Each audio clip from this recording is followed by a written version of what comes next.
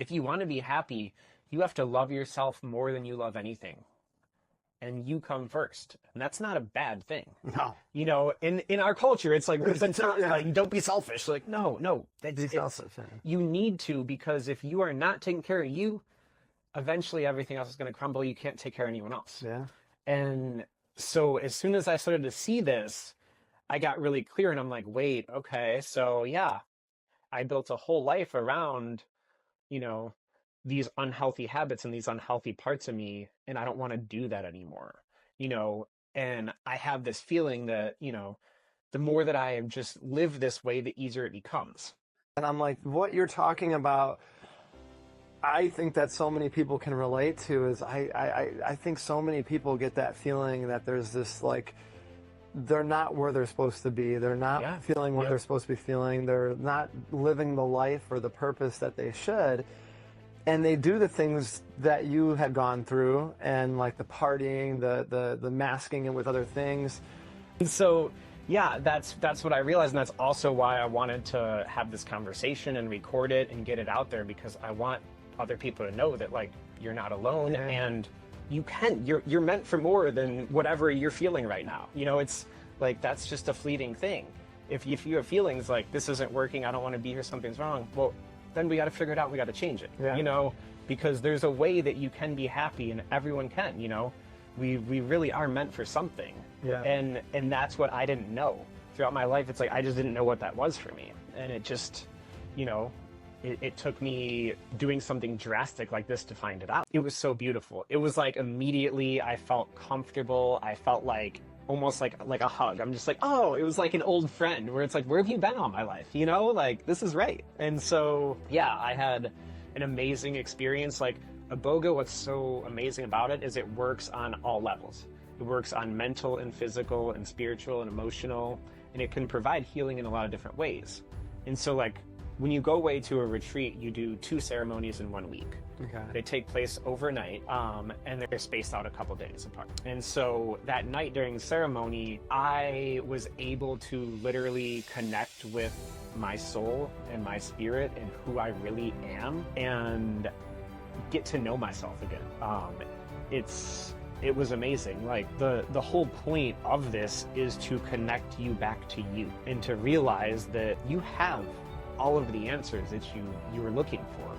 You just need to get out of your own way. But I'm running marathons, I'm eating healthy, I'm working out, I'm telling everyone how to do their own stuff, and yet I'm not doing me. But it was like, that was still serving me in a way, because I was still getting attention. Do you feel like social media amplifies all this now? Like this is a big thing, I think, regardless of human nature.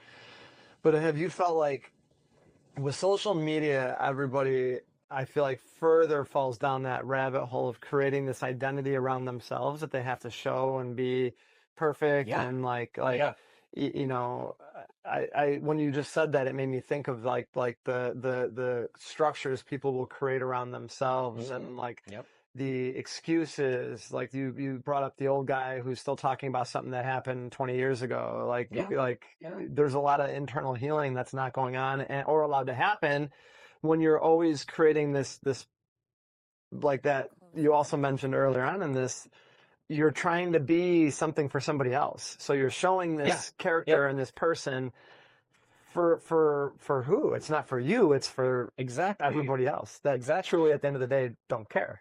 That's what I mean.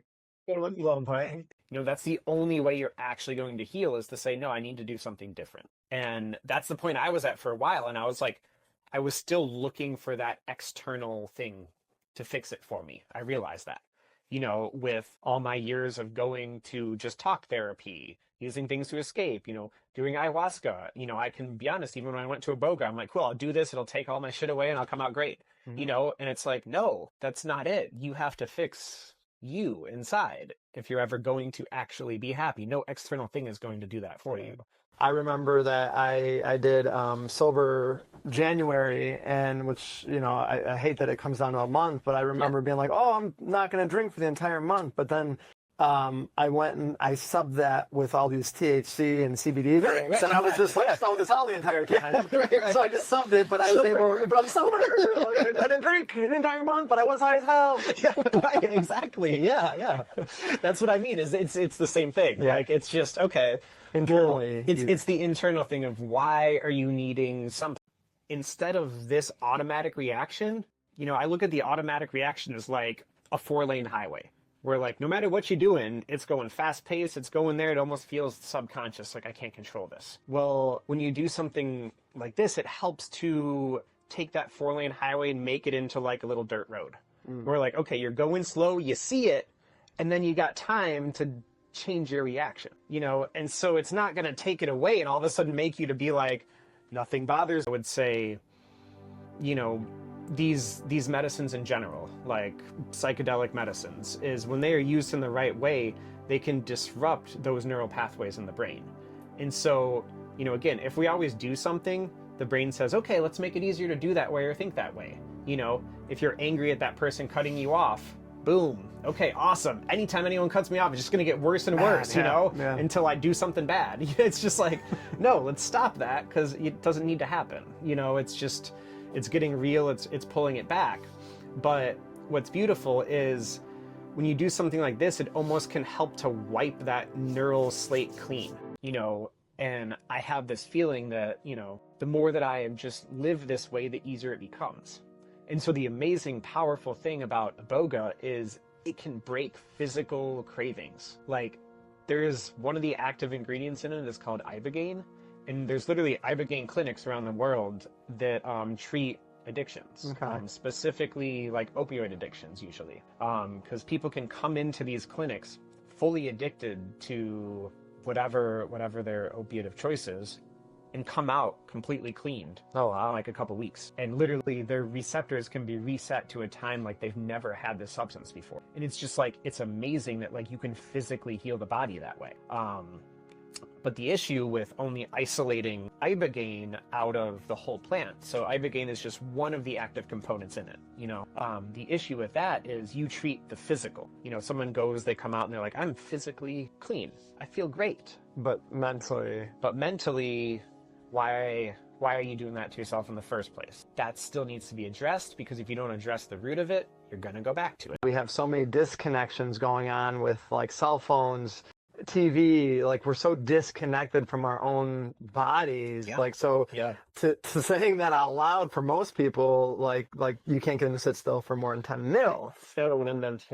Not at all. But, you know, once you are really working like with the medicine, you're not going to pay attention to if you can't sit still or not. It's not going to really matter. Honestly. It's like you're going to have a lot of other things on your mind for that.